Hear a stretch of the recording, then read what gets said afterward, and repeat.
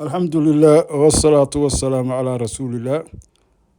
waxaan soo gudbinaynaa barnaamijkii si fudud u qaado barmadka ama u qaado barmadka si fudud qaybtiisii afraad oo sidii noo qorsheysneed in aan asbuuciiba aan hal cashar soo bandhigno yaa maadaama inkastoo hadda aynuba soo dahnayba taasna ay sababteeda ay tahay cashirkii hore aynu sugaynay inuu hawada galo sidii la rabay iyo si ka fiican hadda uu ku socdo yaan haddana aan u aragnay waqtigii lasoo bandhigi lahaa qaybtii afraad inay saacadan aan taaganahay eed waxaa mahad iskale ilaahigiina waafajiyey waxaana ammaan mudan intii runtii ka faa'iiday ducada iyo dhiirigelinta noo soo dirtay waana aada iyo aada idinkaga mahad celinaynaa waana laa shukra cala alwaajib oo runtii taas iyo wixii kaloo aan qaban karno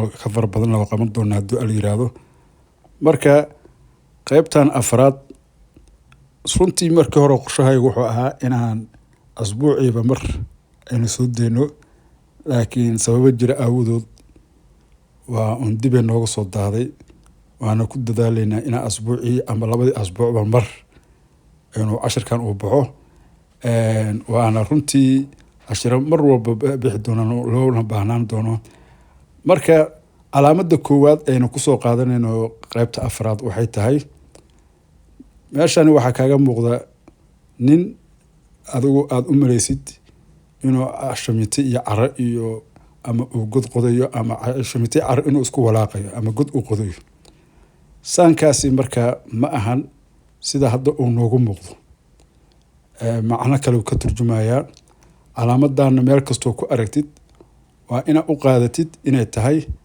calaamad muujinaysa inay wadadani shaqo ka socoto oo shaqaalihii wadooyinka ay ku jiraan kana shaqeynayaan aadan u qaadan adigu wax sabab waxba kale aad u qaadan calaamadani oo sidaan ah oo ninkaas oo adiga badeel inuu ciid kula jiro ama wax kale kula jiro aad u malaynaysid waa wadadani dhismaa ka socda waay haddaad meeshaas aada aragtid ama ku timaatid adoo wada maraya u qaado inay tahay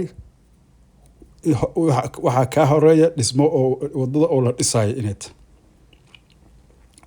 wixii markaas ka dambeysay attention inaad uga gudubtida looga baahan yahay marka meel kastoo ku aragtid calaamadani wax kale ma ahan wadada dhismaa ka socda weeyaan marka su-aashaan u gudagelaynaaye su-aashu waxay leedahay haddii oo aada aragtid calaamadani ilaa iyo 4 joosa lagu siin doonaa haddii ala yiraahdo waxaana u qoran tahay sida hadda ay u qoran tahay kuguma imaan doonto horena waa idinkugu sheegay waxaan su-aalaha a b c e d ama 1 2 3 aan usii weynay in ay kugu imaan karto si aadan number inta ugu dhigin ama jawaabta waxay ahayd b ama c oo kale aad u dhihin in aad mar walbaba jawaabta haddii meesha ay ku taala aada ku raasatid marka 4taas joos wuxuu noqonayaa jooska koowaad oo lagu siin doono su-aasha horta waxay oranaysaa maxay calaamadani tilmaamaysaa su-aasha ugu horeysa oo lagu siin karo waxay tahay jawaabta lagu siin karo qodis kanaal ama jeexdin dheer ama god taasna waa adigu sida u muuqdo laakiin ma ahan waa khalad labo ama jooska labaad lagu siin karo waxay tahay dadka lugeynaya halka ay ka gooyaan wadada ayadana waa khalad oo wax wada goos la yiraahdo ama calaamadii wadada lagu goonayo ma aha jooska saddexaad lagu siin karo waxay tahay calanle muujinaya meel shaqo ka socota ayadana ha ku khaldamin wax ka jiraa ma ay jiraan jawaabtoo saxa marka maxay tahay shaqaalaha wadada dhisaya yaa shaqeynaya ama dhismo wado yaa halkan ka socota jawaabtoo saxiixa waa taas calaamadani ama su-aalaha lagu keeno ama aada aragtidee waa un meeshani dhismaa ka socda wada la dhisayaa ka horeeya leh shaqaalaha wadooyinka dhisa yaa meeshan ka shaqeynaya ama dhismo wado yaa halkan ka socota. jawaabta saxiixa taas waaye. shaqaalaha wadada dhisaya yaa shaqeynaya ama dhismo wado yaa halkan ka socota. labadaas mid ay kugu imaan doontaa jawaabta oo saxana waa sidaas. jawaabtu sidaasay noqonaysaa. ha ku kadsoomin joosaska kaloo lagu siin doono saddexda ah. marka su-aasha labaad aynu u gudbayna waxay tahay haddii uu indhoole sugayo inuu gooyo wadada intaasaa lagaga baxay. jooska koowaad wuxuu noqonayaa isticmaal hoonka adigoo u digaya. jooska labaad wuxuu noqonayaa kordhi xawaaraha degdegna u dhaaf. jooska kaloo lagu siin karana waxay tahay xawaaraha dhin tartiibna u gudub. jooska aan u dambeysiiyey ee afraad wuxuu noqonayaa ha isticmaalin hoonka ama ha shalareyn gaariga. jawaabtoo sax ah taas waay. oo ruuxa indhoolaha hadduu asagoo wadada inuu gooyo raba taagan la kulantay ama wadada goonaya waxba dignina hasiin hoon gaariga hoon ha ka yeerin inuu gaari meesha taagay ha u muujinin wax kale ha u muujinin gaariga ha ku shalareynin ha isku dayin intuu kusoo gaaro waa socda xawaare ku gudub ha dhihin ama tartiib u gudub has dhihin. waxaasoo dhan waxaa lagaaga baahan yahay ama lagu siin doono joos ahaan lagu siin doono inaanay waxba ka jirin inaad u fahantid kuna dadaashid in uu ruuxaasi dhiban runtii macduurka ah inaad ugu sintid ilaa uu asaga iskiis wadada u dhaafo oo aadan yani aad wax dareen iyo cabsi aadan gelin. muhiimadda waa intaas. marka jawaabta saxiixa waxay noqonaysaa ha isticmaalin hoonka ama ha shalareyn gaariga. jawaabtoo saxa waa taas waay. haddaasaa ugu jawaabtidna su-aashaasna waa hesha.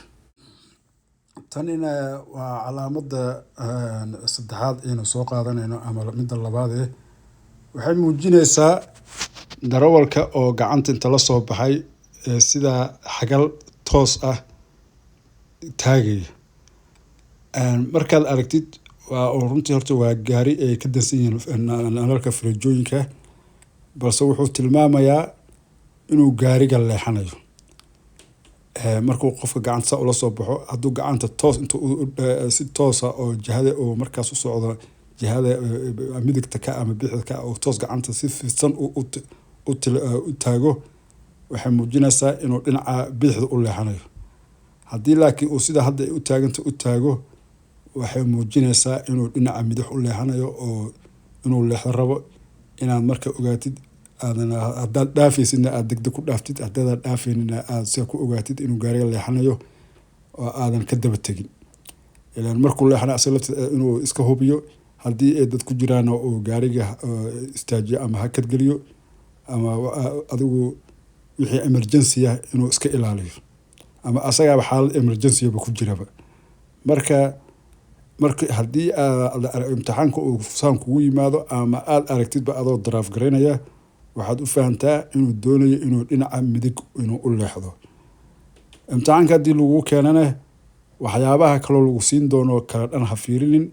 waxaad ogaataa calaamadani inay muujinayso inuu doonayo darawalku ama daraafarka inuu leexanayo. su-aasha marka waxay noqonaysaa sida tan. waxaa lagu yiri marka su-aasha waxay noqonaysaa gacantan signalka bixinaysa waxay tilmaamaysaa inuu darawalku isku diyaarinayo maxay.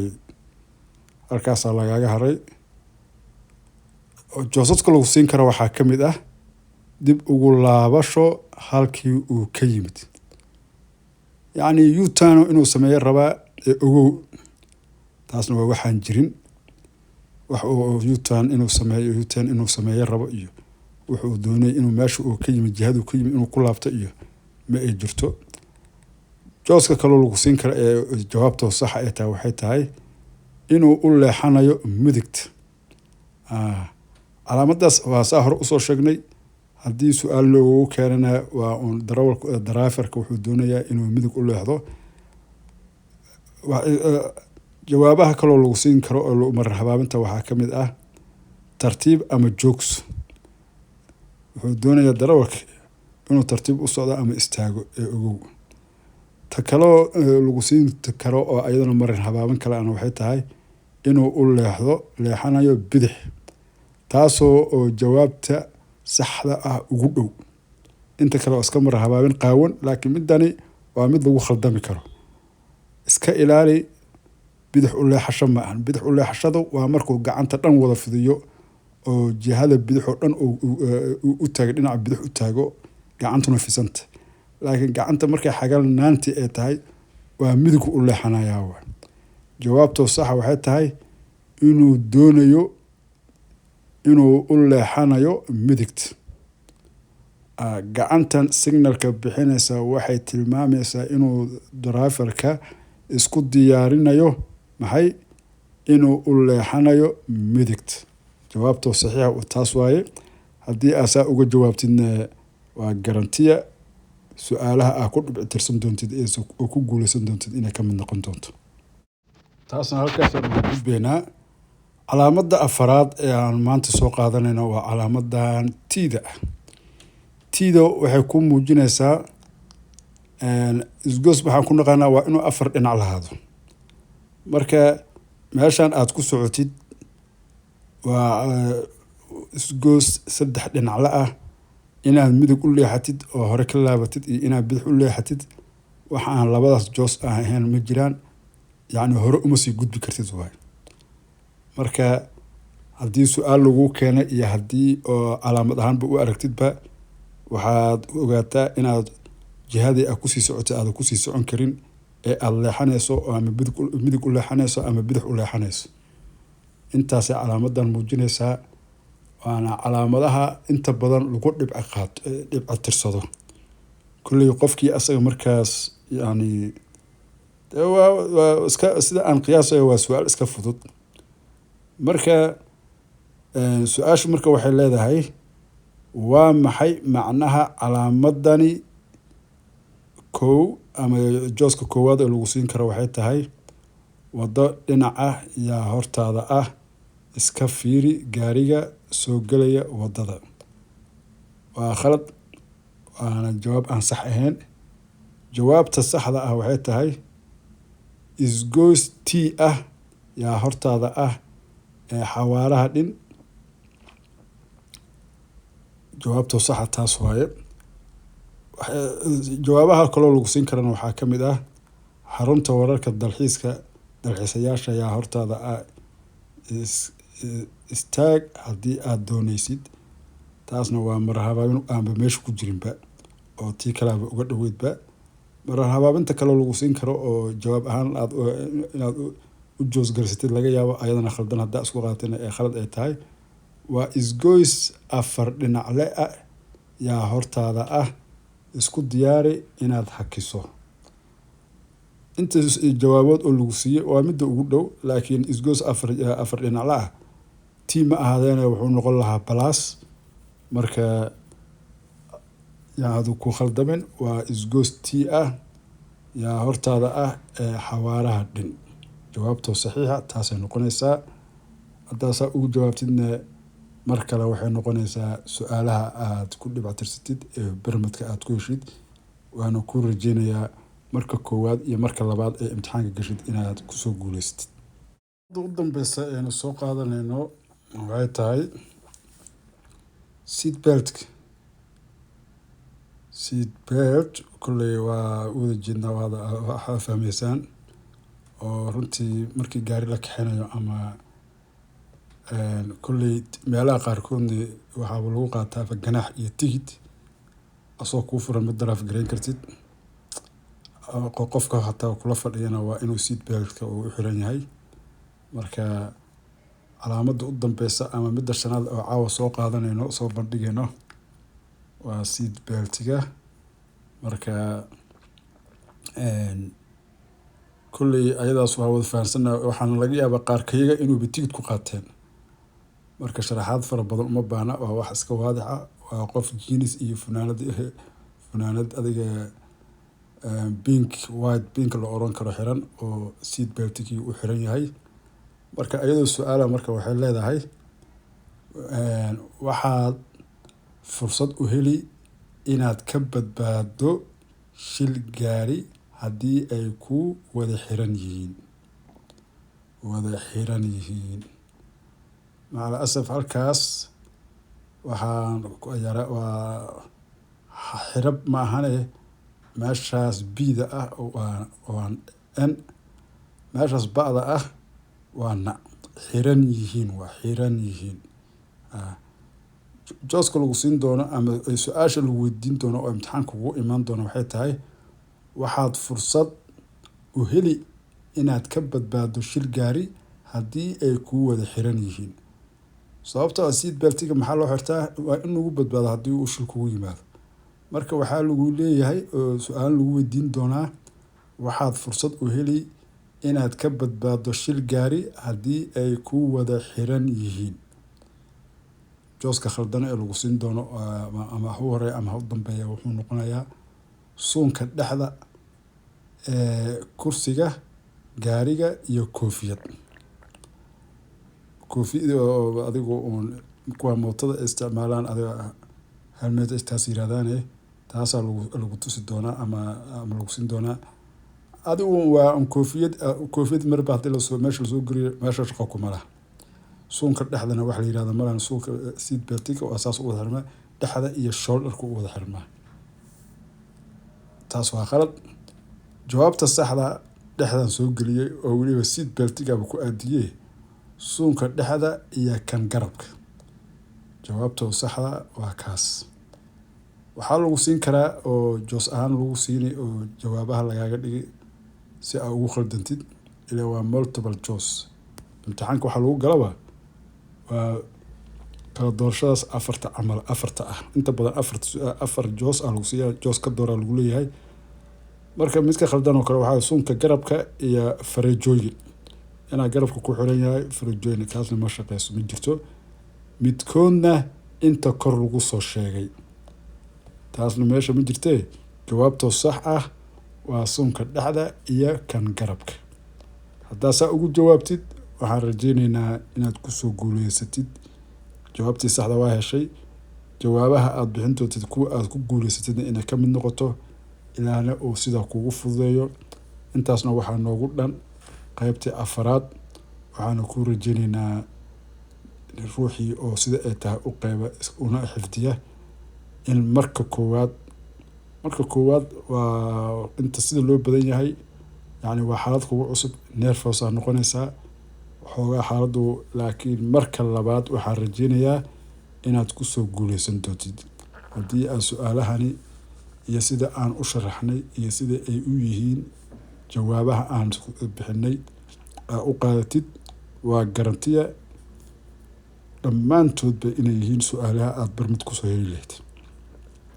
waana garantiya sida marar badanba naloo cadeeyey in su-aalahana isla sidaan u qoran aada ugu tegi doontidba computerka iyo jawaabaha oo sidooda sidaan u bixinayaaba.